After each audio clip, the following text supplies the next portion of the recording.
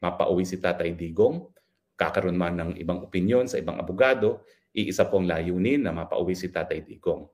Pangalawa, kinakailangan matanggal na ang mga bangag sa pwesto.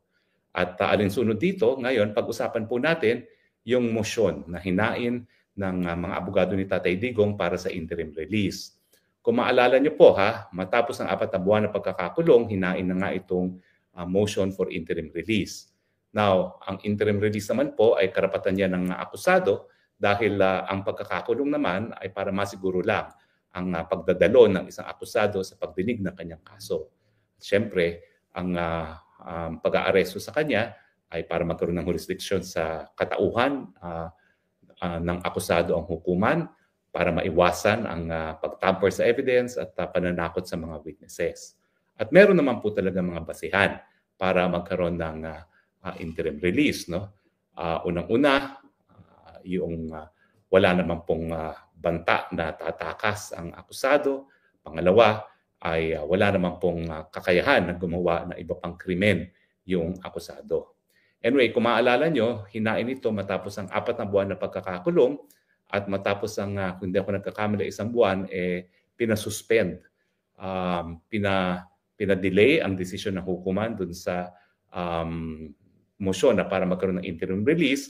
Bagamat walang sinabi na dahilan na formal, tayo po ay nagbigay ng opinion na ito po siguro ay dahil naghahanap pa sila ng bansa na kukup-kup kay Tatay Digong. Kasi paano ka naman mabibigyan ng interim release kung wala namang bansa na handa na kupkupin ka at magkaroon ng kustudiya sa pagkatapon ni Tatay Digong subject to conditions na ipapatupad din ng bansang yan.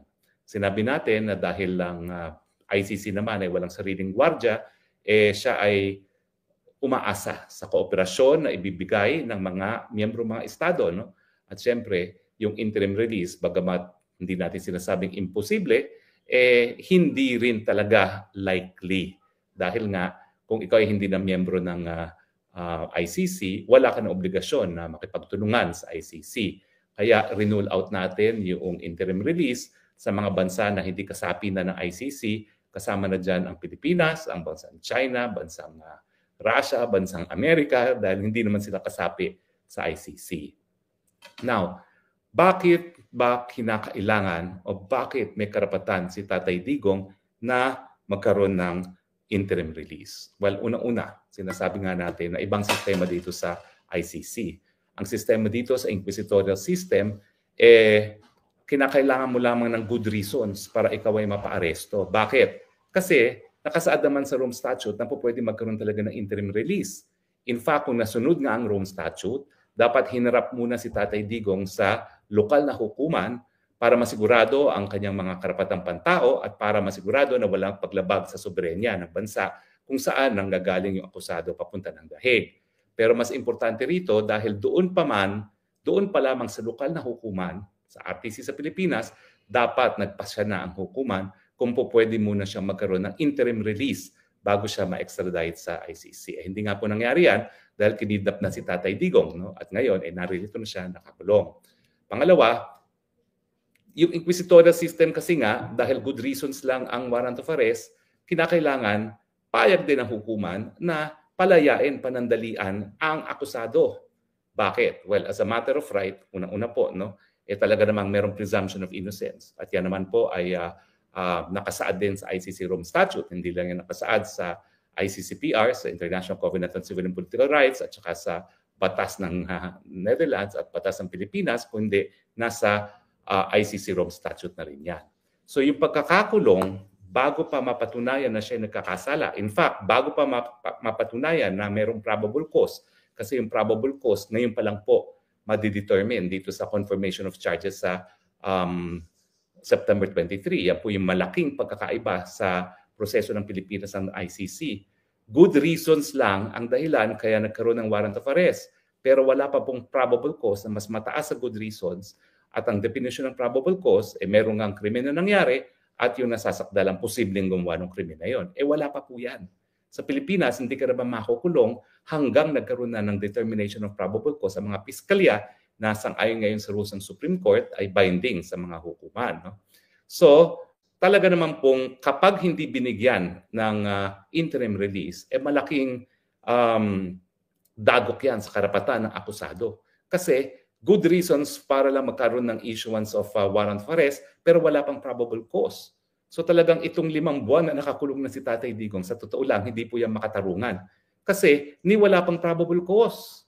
So dapat, kung ano man ang magiging desisyon ng hukuman doon sa issue ng probable cause matapos ang confirmation hearing, at sa tingin ko, 1 hanggang 2 buwan ang aabot bago magkaroon ng confirmation of charges dyan. Kung hindi pa nga 3 buwan, ay kinakailangan magkaroon muna ng panandaliang kalayaan itong si Tatay Digong.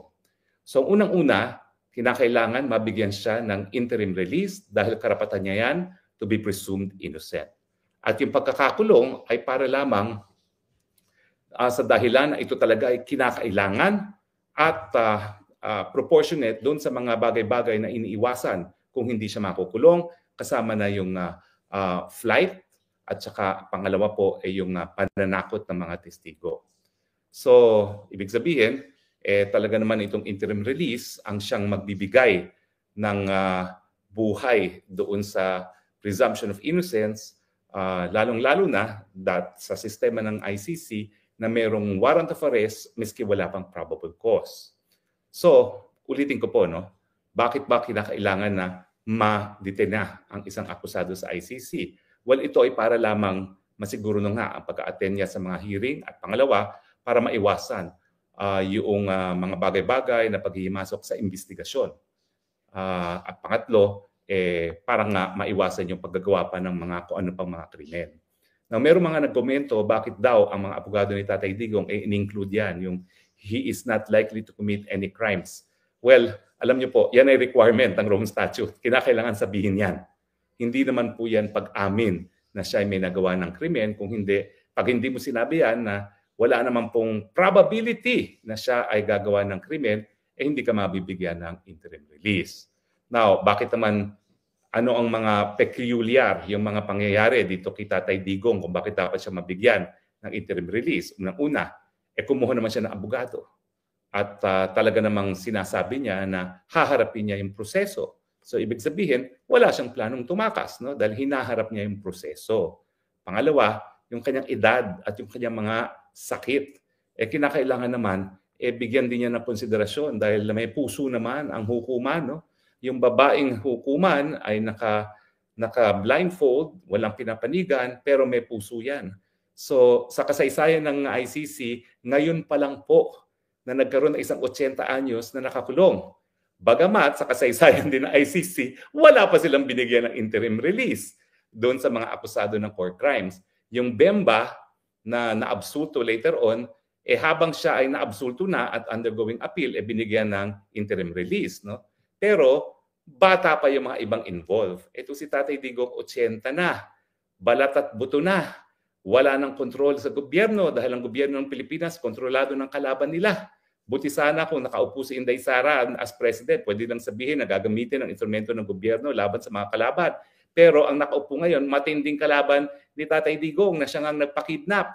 So wala na talagang possibility para manakot o di man kaya ay gumawa na kahit anong hakbang para mapigilan yung mga nais pagbigay testimonya sa paglilitis niya. No?